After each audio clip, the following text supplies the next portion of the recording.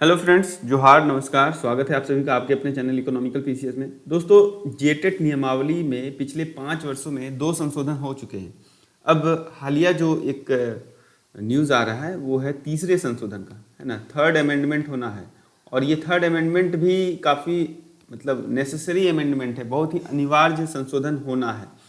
और इसके अतिरिक्त भी मुझे लगता है कि चौथा संशोधन भी हो सकता है। ठीक है, तो अगर इन दो बिंदुओं पर बात हो रही है तो फिर चौथा संशोधन भी हो सकता है। आइए देखते हैं क्या वो तीसरे संशोधन में किन किन विषयों पर बात की जाएगी, किन किन विषयों पर संशोधन होगा। इससे पहले राज्य में जो जेटेट की परीक्षा हुई थी वो हुई थी आपका 2016 में। ठीक है, और अब जो होने जा रहा है वो इस नियमावली को कंप्लीट करने के बाद संभावित है कि 2024 में ये परीक्षा होगी। आइए अब देखते हैं संशोधन के बिंदुओं पर।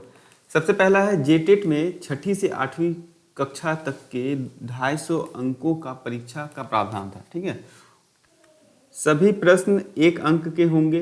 परीक्षा के लिए 3 घंटों का समय भी तय किया गया था और प्रश्न के लिए इस प्रकार से देखा जाए तो 1 मिनट से भी कम समय निर्धारित किया गया था, यानी एक प्रश्न पर 1 मिनट से भी कम समय निर्धारित किया गया, जो कि एक प्रकार से इनजस्टिस है। यानी सीटेट की अगर परीक्षा आप देते हैं तो वहाँ पर आपको 150 क्वेश्चंस रहता है। ठीक है, 150 क्वेश्चंस रहता है और टाइम जो है वहाँ पर आपको 2.5 आवर रहता है, यानी 150 मिनट। मतलब ये है कि 150 प्रश्नों के लिए 150 मिनट दिया गया है सीटेट में।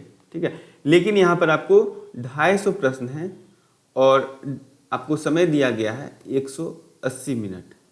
तो ये एक प्रकार से देखिए कंप्लीटली इनजस्टिस फील होता है कि आप सीटेट नियमावली के आधार पर ही ना तैयार करेंगे। किसी भी केंद्रीय शिक्षक पात्रता परीक्षा अगर हो रही है तो उसके आधार पर ही राज्य स्तरीय जो शिक्षक पात्रता परीक्षा होगी उसके अनुरूप होना चाहिए। तो ये चीज़ें यहाँ पर थोड़ा सा विसंगति की ओर दर्शाती है। ठीक है, दूसरा जो सबसे बड़ा महत्वपूर्ण बात है वो है आपका कि ट्रेंड जो ग्रेजुएट टीचर होंगे, यानी ग्रेजुएट वाले स्नातक प्रशिक्षित वाले, उनके विज्ञान शिक्षकों के लिए गणित के विषय को अनिवार्य कर दिया गया है, यानी उनके लिए मैथ्स को अनिवार्य कर दिया गया है।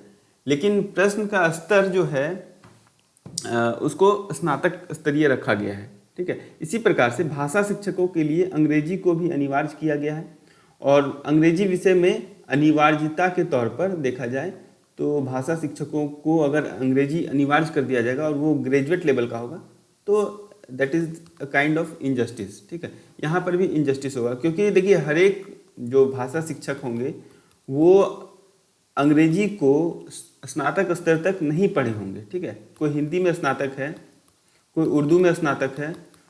ठीक है, तो वैसे टीचर अंग्रेजी को ग्रेजुएट लेवल तक नहीं पढ़े होंगे।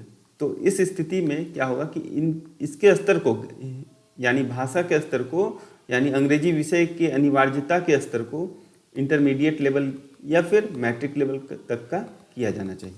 ठीक है, वहीं गणित को भी मैट्रिक लेवल या फिर इंटरमीडिएट लेवल तक किया जाना चाहिए। ठीक है, क्योंकि वहाँ पर भी जो साइंस के जो टीचर होंगे वो आपका मैथ्स को इंटर लेवल तक ही पढ़े होंगे। ठीक है, मान लीजिए कोई केमिस्ट्री ऑनर्स किया है, ठीक है, या कोई बायोटेक ऑनर्स किया है,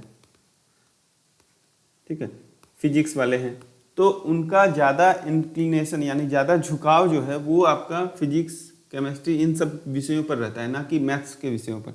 तो इसी प्रकार से इन विषयों को अनिवार्य करने के तौर पर अगर देखा जा रहा है तो उसे इंटरमीडिएट स्तर तक अनिवार्य किया जाना चाहिए, यानी प्रश्नों का जो स्तर होगा वो इंटरमीडिएट लेवल का होना चाहिए। ठीक है, यही मुख्य रूप से दो परेशानी है इस नियमावली को लेकर और इसके विरोध में कई सारे रिप्रेजेंटेशन भी दिए गए थे। ठीक है, यहाँ पर आप देख रहे होंगे मौजूदा नियमावली के कुछ बिंदुओं को लेकर जैक ने स्कूली शिक्षा एवं साक्षरता विभाग से मार्गदर्शन मांगा था और इसी के आलोक में विभाग ने नियमावली में संशोधन के प्रस्ताव को तैयार किया है।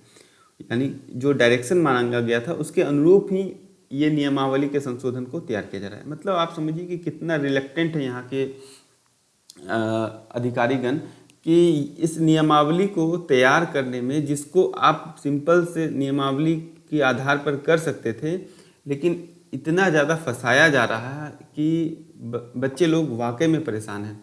क्योंकि 2016 से कोई भी परीक्षा नहीं हुई है, जबकि सीटेट के दिशा निर्देश या फिर उसके अनुरूप हर वर्ष एक पात्रता परीक्षा होनी चाहिए, शिक्षक पात्रता परीक्षा होनी चाहिए। हाईकोर्ट का एक आदेश भी रिजर्व रखा गया है, ठीक है, और ऑर्डर रिजर्व रखा गया है। इसके बाद भी जो है कोई इस पर काम नहीं हो रहा है तो इतना कॉम्प्लिकेशन इस नियमावली में बनाया जा रहा है ताकि मामला फंसे, कहीं ना कहीं फंसे। ये चीज़ें सही नहीं है और मैं समझता हूँ कि इन सभी बिंदुओं पर अधिकारियों को गंभीरता से सोचना चाहिए और एक अच्छी नियमावली जो कि सीटेट के अनुरूप हो, सिंपल सा नियमावली हो, बहुत ज़्यादा कॉम्प्लेक्स ना हो, तो वो चीज़ें एग्जिस्ट करेंगी और बच्चों के लिए वो चीज़ें फ्रूटफुल होंगी। आई होप कि ये सभी चीज़ें, हमारी बात आपको सही लग रही हो तो अपने दोस्तों के साथ इसे शेयर करें और चैनल पर नए हैं तो इसी प्रकार से जानकारी के लिए आप चैनल को सब्सक्राइब अवश्य कर लें। Thank you very much.